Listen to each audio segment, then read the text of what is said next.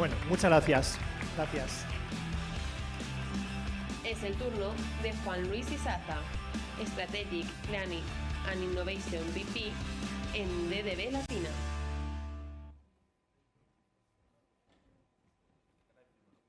Bueno, pues muchísimas gracias por esta invitación. Un gusto estar aquí con ustedes para hablar de algo que podríamos llamar las claves para entender al consumidor post pandemia. Pero antes de decir consumidor post pandemia, la primera pregunta es, ¿podemos hablar ya de post pandemia? Porque con Omicron, con todo esto que está pasando, pues imagínense que solo el 30% de la gente en Estados Unidos piensa o el 30% de la gente en Estados Unidos piensa que falta más de un año todavía con la pandemia. Entonces, no sé si podemos hablar de pospandemia. Todos estamos en esta sensación que no sabemos si esto realmente está terminando o no. Pero quise traer básicamente unas palabras para contar en 6 palabras lo que creo que pueden ser las claves del consumidor de esta etapa. No sé si podemos llamarla pospandemia, pero bueno, en esta etapa pandémica quizás. La primera palabra se llama división, ¿no? Estamos ante un consumidor que vive una profunda división. Ya hemos hablado por mucho tiempo de todo el tema de la polarización, pero lo que nos pasa más se suma el tema de la inequidad, ¿no? Muchos de ustedes habrán visto esta famosa gráfica, que nos dice que la recuperación económica va a ser en forma de K, es decir, que los que estaban bien van a estar mucho mejor y los que estaban mal van a estar mucho peor. Y hay algunas cifras impresionantes de cómo pues muchas de estas compañías, particularmente las compañías de tecnología, terminaron la pandemia y están pues mucho mejor que antes y pues muchos desempleados y muchas personas con dificultades económicas pues van a estar mucho peor. ¿Eso qué implica? Pues una profunda división en la sociedad, ¿no? Esta profunda brecha que se hace más grande y que nos lleva a cifras como estas, ¿no? Donde cuando a la gente le preguntan, el 62% de la gente dice definitivamente vamos a salir de la pandemia más mal. Para aquellos que estaban mal, pues van a salir peor. Y si se dan cuenta, ahí España, pues es uno de los países que está por encima de la media en considerar que realmente habrá una mayor brecha. La segunda palabra es ansiedad. Y ahí aquí hay un fenómeno muy curioso que muchos estudios nos están arrojando y es que ahora estamos más ansiosos de volver a la normalidad que durante la pandemia. Es decir, hoy nos genera más ansiedad volver a retomar las actividades. Y esto pues, ¿no? Estamos que pues ya tenemos esta capacidad de adaptarnos y que esta es nuestra nueva realidad y que ya la vivimos y ahora nos parece complicado volver a tener un cambio. Y otra es que pues esa normalidad que vivíamos tampoco era tan normal y tampoco funcionaba tan bien. Lo cierto es que estamos viendo niveles mucho más altos de ansiedad que antes. En un estudio de Ipsos demostró que el 52% de los ciudadanos en todo el mundo hoy dice que se siente ansioso de retomar sus actividades, es decir, más de la mitad, y esto ha ido creciendo en los últimos meses, o sea que estamos ante un consumidor aún más ansioso. Y esa ansiedad pues también se alimenta mucho del tema político. Estos son cifras de Estados Unidos, pero la verdad no creo que sea muy diferente en el resto del mundo. La verdad es que cuando a la gente le preguntan hoy sobre política, pues el sentimiento más claro, la expresión más clara es estrés y frustración. Eso es lo que produce el tema político hoy en todo el mundo y eso es más alto que en cualquiera de los últimos años que hayamos vivido, ¿no? Entonces, esa sensación de estrés, esa sensación de frustración, pues alimenta esa ansiedad, que es un factor fundamental que tenemos en esta etapa como consumidores. La otra palabra es desconfianza. Esta es una palabra que hemos visto todo este año y que es mucho, pues evidentemente resultado de la pandemia, porque pues la pandemia llegó y nunca nos la esperábamos, nadie pudo predecirlo, nadie midió sus consecuencias, nadie nos dijo que iban a ser 2 años Entonces hoy pues nos cuesta mucho confiar en alguien porque todos los medios en quienes confiábamos, la información, la data, los líderes de la data y del conocimiento en el mundo pues no fueron capaces de predecirlo, así que desconfiamos. Estamos en los niveles más bajos de confianza de los motores de búsqueda, de los medios tradicionales, de los medios generados por las compañías y del social media. Entonces, eso será parte de este panorama del consumidor. Más estamos en las instituciones de más baja confianza. Si ustedes ven en este estudio de Ipsos, miren cómo España está en las líneas eh, oscuras de abajo y es uno de los países donde hay menor confianza en las instituciones hoy. Y esa es una realidad que estamos viendo pues en muchos países del mundo y particularmente pues ahí están también señalados países de América Latina. La otra palabra que es importante tiene que ver con escasez y aquí entra mucho el panorama económico que estamos viviendo, ¿no? Esta parálisis de la economía a raíz del coronavirus, pues como ustedes saben, hizo que colapsaran las cadenas de suministro del comercio internacional. Hoy lo que estamos viviendo pues es una gran escasez de muchos productos. Bueno, lo que está pasando en la industria automotriz con el tema de los chips, que no hay y básicamente no hay porque se disparó el consumo de productos de tecnología. Pero esto no es el único factor que suma la escasez. También hay un tema climático que ha afectado algunas zonas de cultivos y algunas zonas de agricultura.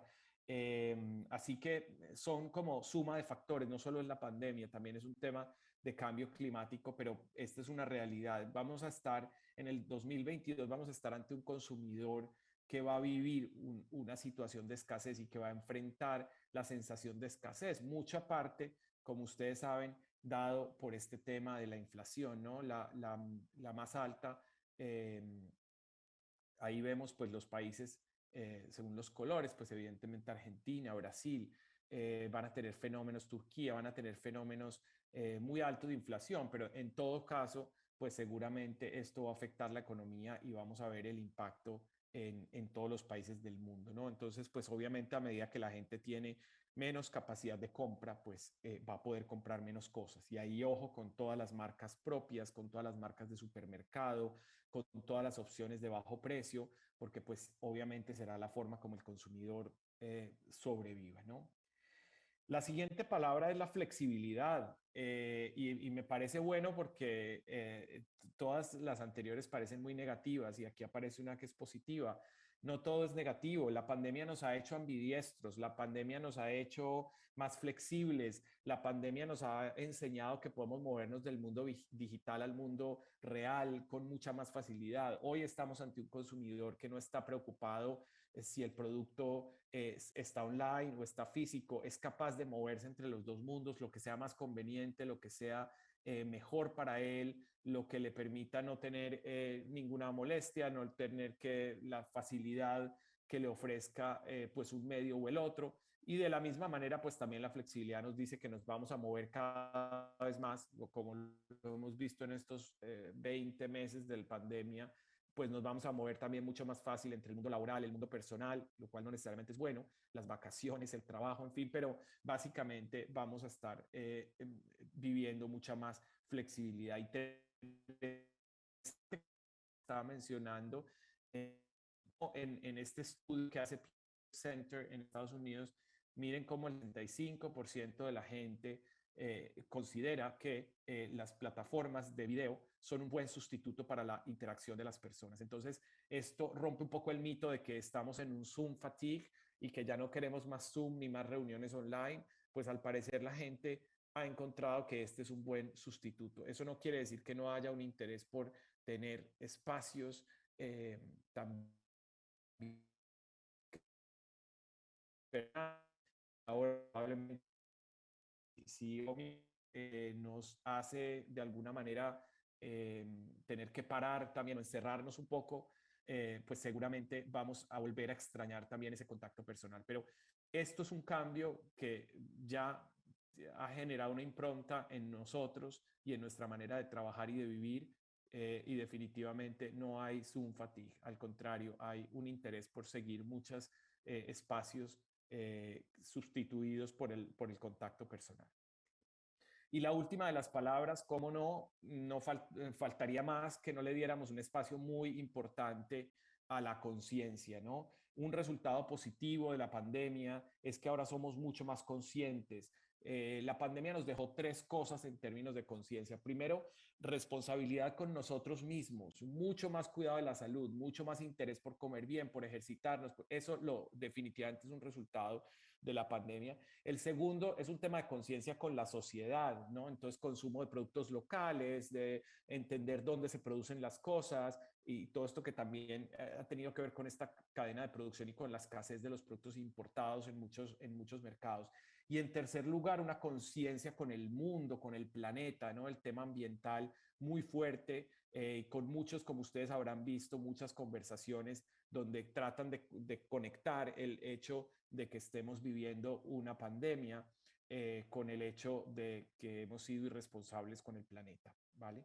Y aquí me parece interesante en ese sentido mencionar este estudio de Kantar que en el último año nos mostró que ellos tienen dividido en tres grupos la gente, la actitud frente al medio ambiente, ¿no? Ellos llaman los ecoactives, que son aquellos súper ecologistas, súper luchadores y comprometidos con el planeta.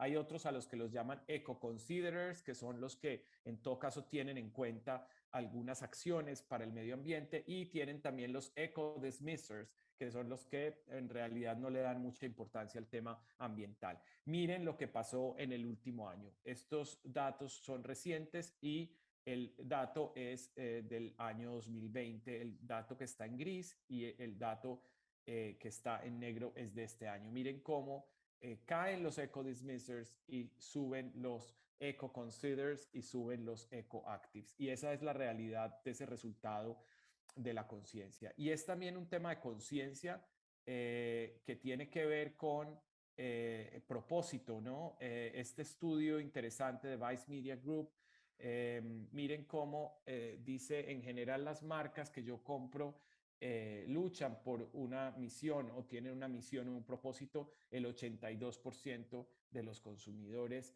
y igualmente el tema de las marcas que los amigos compran, pues también tienen ese peso.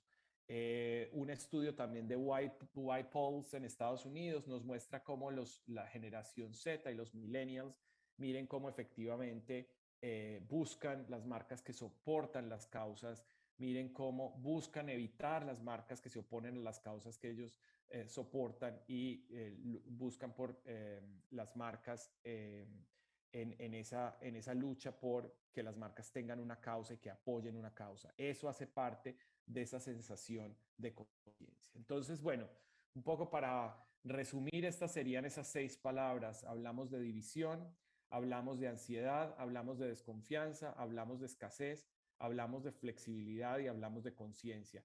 Para mí esas son 6 palabras que hoy deberíamos tener claro a la hora de hacer un plan de marketing, a la hora de abordar al consumidor. Tenemos que aprovechar ese valor de la empatía, de ser capaces de ponernos en los zapatos de ese consumidor que está viviendo una profunda ansiedad frente al tema político, una profunda sensación de polarización frente al tema político, y eso impacta en muchos aspectos, que tiene una profunda desconfianza porque no sabe realmente en quién creer. Según el barómetro de la confianza de Edelman, estamos en los niveles más bajos de confianza en todos los aspectos, en la empresa privada, en las ONGs, en todos los aspectos, incluso en esta medición de una persona como yo. Es decir, estamos desconfiando hasta de nuestros propios vecinos, amigos, o más que desconfiando, no estamos confiando, no sentimos que esas personas o esas instituciones tienen una respuesta para nosotros o tienen una capacidad de darnos certeza. Obviamente el tema de la escasez, como se los dije, por un tema muy fuerte desde lo económico, y definitivamente pues en un terreno positivo somos más flexibles. Evidentemente eso afecta otras cosas que no son tan positivas como que estamos trabajando en vacaciones, pero estamos yéndonos de viaje, pero estamos trabajando, pues, pero eso habla de esa capacidad de flexibilidad y de esos cambios que nos trajo la pandemia para siempre. Y definitivamente la conciencia, marcas con propósito, eso no es una tendencia pasajera. El tema de la conciencia de las marcas es ya un requerimiento de los consumidores y no vamos a ver desaparecer ese tema por los próximos años. Así que bueno, eso quería compartir con ustedes. Muchísimas gracias y adelante si hay alguna pregunta, comentarios.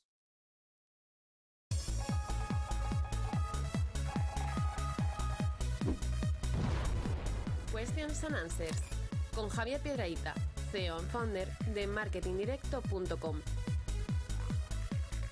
Un espacio patrocinado por Starcom. ¿Qué tal, José Luis? ¿Me ves, no?